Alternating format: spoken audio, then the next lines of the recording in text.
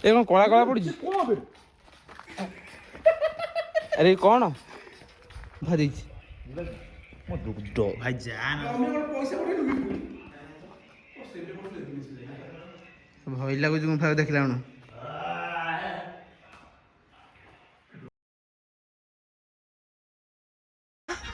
बाल्टा के बालदा गुम्फा आस गाइस ଚାଲ ଗୁମ୍ଫା ଭିତରୁ ଏବେ ଚାଲ ତ ଦେଖିବା କେଡ଼େ ଗୋଟେ ଗୁମ୍ଫା ହେଇଛି ଏଇଟା। ବହୁତ ଭୟ ଲାଗୁଛି। ଏ କଣ କଳା କଳା ପଡୁଛି? ଆରେ କଣ ଭାଇ ଏମିତି ଗୋଟେ ଜାଗା ଦେଖିଥିବ ଆଉ ଗୁମ୍ଫା ପୁରା ଭୟାନକ ଲାଗୁଛି।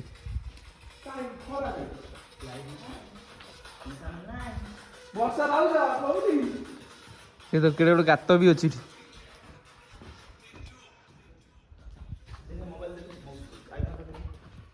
ଦେଖ ଏଠି କେଡ଼େ ଗୋଟେ ଆହୁରି ଗୋଟେ ଗୁମ୍ଫା ଦେଇଛି। ମୋ ଦୁଗ୍ଧ ଭାଇ ଜାନ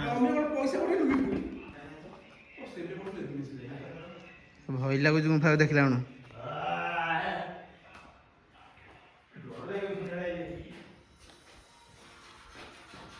ତ ଗାଈ ଦେଖ ସେଠି ଗୋଟେ ଗୁମ୍ଫା ଅଛି, କେଡ଼େ ଗୋଟେ ଗୁମ୍ଫା କିଛି ଦେଖାଯାଉନି, ପୁରା ଅନ୍ଧାର କିଟି କିଟି, ପୁରା ଭୟ ଲାଗୁଛି ଏଠି।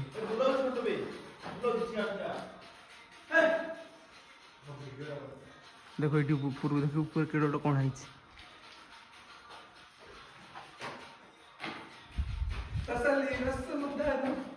ଆରେ ଭାଇ ଏପଟେ ପୁଣି ମାନେ ଏପଟେ ତଳକୁ ବି ବାଟ ଅଛି। ତଳକୁ ନା ମାନେ ଦିଟା ଗୁମ୍ଫା ଯାଇଛି, ଏପଟୁ ଗୋଟେ ପୁଣି ଏପଟୁ ଗୋଟେ ଯାଇଛି, ଦି ପଟକୁ ଯାଇଛି।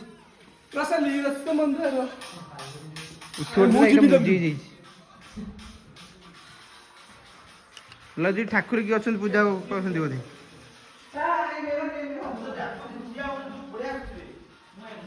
ତ ଦେଖ ଏଠି ଦିଟା ଗୁମ୍ଫା ଅଛି, ମାନେ ଏପଟୁ ଗୋଟେ ବାଟ ଯାଇଛି, ପୁଣି ଏପଟୁ ଗୋଟେ ବାଟ ଯାଇଛି। ସେଠି ଫଟୋ ଉଠେଇବା ଷ୍ଟାର୍ଟ ହେଇଗଲା ଆମର।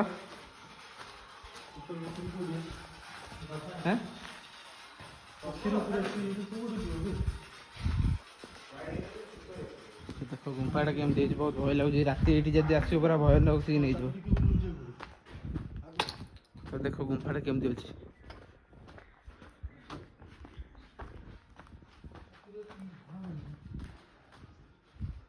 ଏଠି ବି ଗାତ ଅଛି କେଡ଼େ କେଡ଼େ।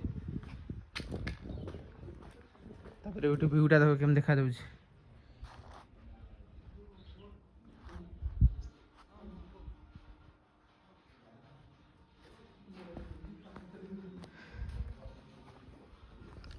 ତ ଗାଇସ୍ ଚାଲ ଏବେ କିଛିଟା ଫଟୋ ଉଠେଇବା। ଉଠେଇ ସାରି ଆପଣମାନଙ୍କ ସହିତ ନେକ୍ସଟ କେଉଁଠିକି ଯାଉଛି, କ'ଣ ହେଉଛି କ'ଣ ନାହିଁ, ତ ସେଇଟା ଆପଣମାନଙ୍କ ସହ ସେୟାର କରିବି। ତ ଗାଇସ୍ ଦେଖ ଏ ଗୁମ୍ଫା କେମିତି ହେଇଛି, କେତେ ଭୟାନକ ଲାଗୁଛି। ତା ଭିତରେ କିଛି ବି ଲାଇଟ୍ ଫାଇଟ୍ ନାହିଁ, ପୁରା ଅନ୍ଧାର କିଟି କିଟି। ଦେଖ କେମିତି ହେଇଛି, ପୁରା ଭୟ ଲାଗୁଛି।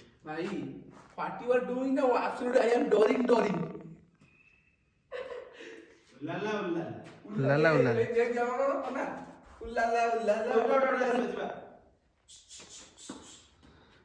ଦେଖ ଗୁମ୍ଫାଟା କେମିତି ହେଇଛି, ଦେଖ ହାତ ବି ଲାଗୁଛି ଏଠି, ଦେଖ ପୁରା ଭୟାନକ ଲାଗୁଛି। ତାପରେ ଏଠି ଗାତ ବି ଅଛି, ଛୋଟ ଛୋଟ ଗାତ, ବଡ଼ ଗାତ ବି ଅଛି।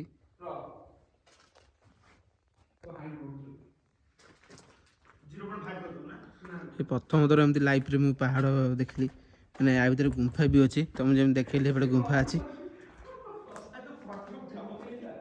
ତା ଉପରେ ଦେଖ ଗୋଟେ ଗୁମ୍ଫା ଟାଇପ୍ର କ'ଣ ଗୋଟେ ଅଛି। ଗୁମ୍ଫା ଥାଇପାରେ, ଜଣାପଡ଼ୁନି ଭଲସେ। ଏ ଦେଖ ତଳକୁ ଦେଖ, ତଳକୁ ବି ଦେଖ, ଏଠି ଗୋଟେ ଦେଖ, ଏଠି ବି ଗୋଟେ ଗୁମ୍ଫା। ଏଇଟା ବୋଧେ ଉପରକୁ ଯାଇଛି ବୋଧେ, ସେଇ ଦେଖିଲ ତ, ସେଇଠି ସେଇଟା ଉପରକୁ ଯାଇଛି ବୋଧେ। ସେଠି ଏଠି କ'ଣ ଥୁଆ ହେଇଛି, ଦେଖ ଏଠି ଧଳା ଧଳା କି ଏଠି ଗଛ ପତ୍ର କିଛିଟା ଉଠି ଯାଇଛି। ତାପରେ ଉପରକୁ ଦେଖ ତଳେ କେମିତି ଲାଗିକି ଅଛି।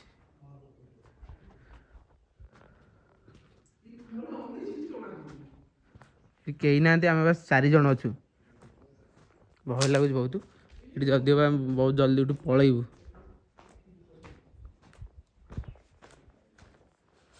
ଦେଖ ସେଠି ବି ଗୋଟେ ଗୁମ୍ଫା ଅଛି, ବାଟ ବନ୍ଦ ଅଛି। ଏପଟେ ବି ଗୁମ୍ଫା ଅଛି, ପୁଣି ବାଟ ବନ୍ଦ ହେଇଯାଇଛି, ପଥର ଦିଆଯାଇଛି।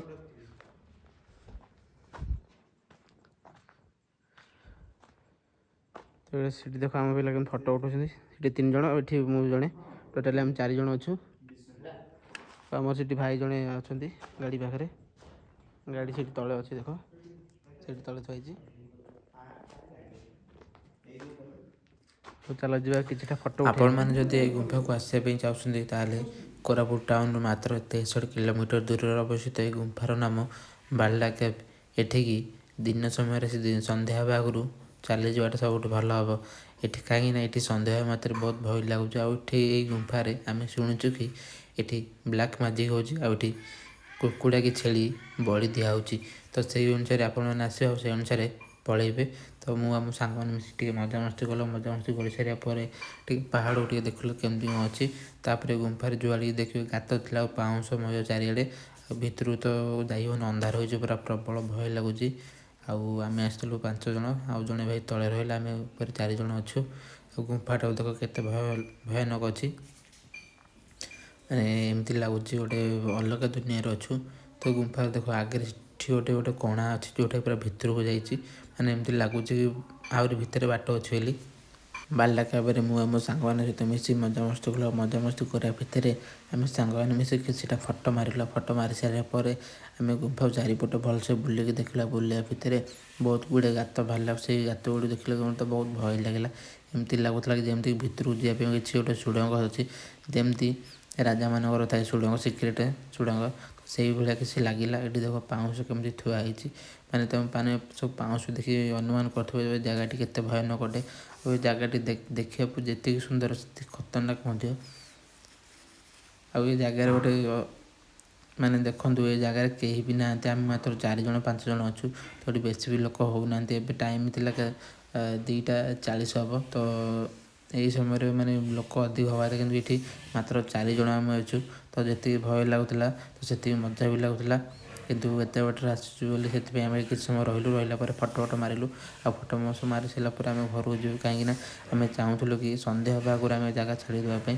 ଆମେ ଚାହୁଁନଥିଲୁ କି ଆମର କିଛି ଅସୁବିଧା ହେବ ବୋଲି। ତ ଦେଖ ସେଠି ଆମେ କେମିତି ଫଟୋ ଉଠାଉଛୁ। ସେଠି ଗୋଟେ ସେଲ୍ଫି ପଏଣ୍ଟ ଅଛି, ଯେଉଁଟାକି ଉପର ଭାଗଟା କଣା ଅଛି, ବହୁତ ବଢ଼ିଆ ଲାଗୁଛି ସେଇଟା। ତ ଏଇଟା ହେଉଛି ତଳପଟଟା, ଦେଖ ମାନେ ତଳକୁ କେତେ ପାହାଡ଼ ଦେଖାଯାଉଛି। ଆମେ ବହୁତ ଉଞ୍ଚାରେ ଅଛୁ ଏବେ। ଆଉ ଏବେ ଘରକୁ ଯିବା ପାଇଁ ରେଡ଼ି ହେବୁ। ତ ଦେଖା ଗୋଟେ ନୂଆ ବ୍ଲଗ୍ରେ, ସେତେବେଳେ ବିଦାୟ ଦିଅନ୍ତୁ। ଜୟ ଜଗନ୍ନାଥ।